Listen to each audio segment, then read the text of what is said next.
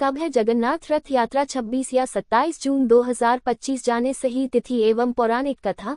धार्मिक महत्व। वीडियो शुरू करने से पहले अगर आप मेरे चैनल पर नए हैं और अभी तक आपने इसे सब्सक्राइब नहीं किया है तो आज ही मेरे चैनल को सब्सक्राइब कर लीजिए, साथ में बेल आइकन को प्रेस करना बिल्कुल न भूलिए ताकि आपको मेरे आगामी व्रत एवं त्योहारों की तिथियों की जानकारी प्राप्त होती रहे। तो चलिए शुरू करते हैं आज का वीडियो।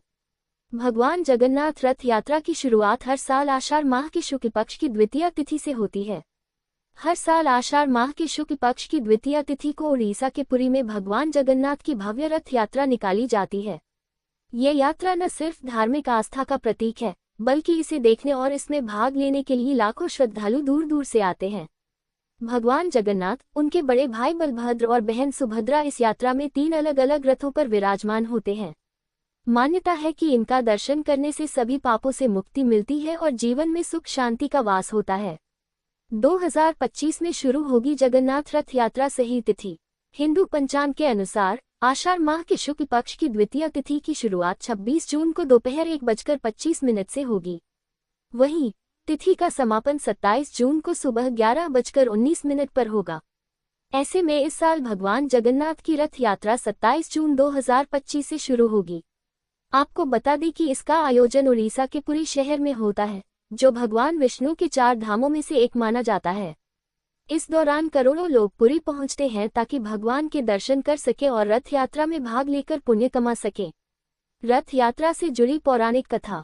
जगन्नाथ रथ यात्रा के पीछे एक पौराणिक कथा है जो पद्म पुराण में वर्णित है। कहा जाता है कि आषाढ़ महीने में भगवान जगन्नाथ की बहन सुभद्रा ने उनसे बाहर जाकर शहर देखने की इच्छा जताई थी।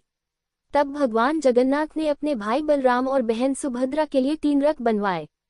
तीनों भाई बहन उन रथों पर बैठकर नगर भ्रमण पर निकले और अपनी मौसी के घर, जिसे गुंडिचा मंदिर कहा जाता है, वहां 7 दिन तक रहे। इस घटना के बाद से ही हर साल ये रथ यात्रा निकाली जाने लगी। इस रथ यात्रा में सबसे आगे भगवान बलराम का रथ होता है, बीच में बहन सुभद्रा का रथ और सबसे पीछे भगवान जगन्नाथ का रथ होता है।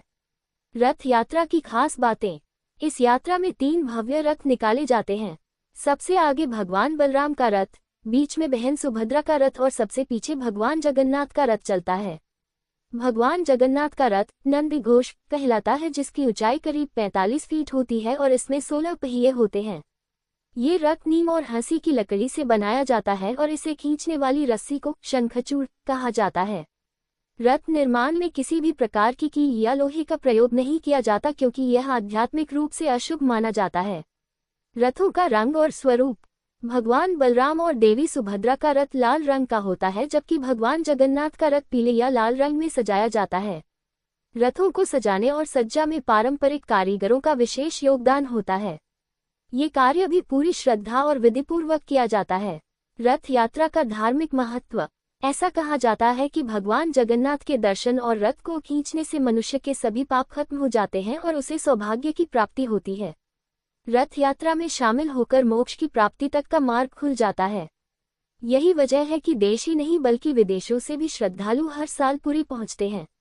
डिस्क्लेमर। यहाँ दी गई जानकारी सामान्य मान्यताओं, ज्योतिष, पंचांग, धार्मिक ग्रंथों आदि पर आधारित है।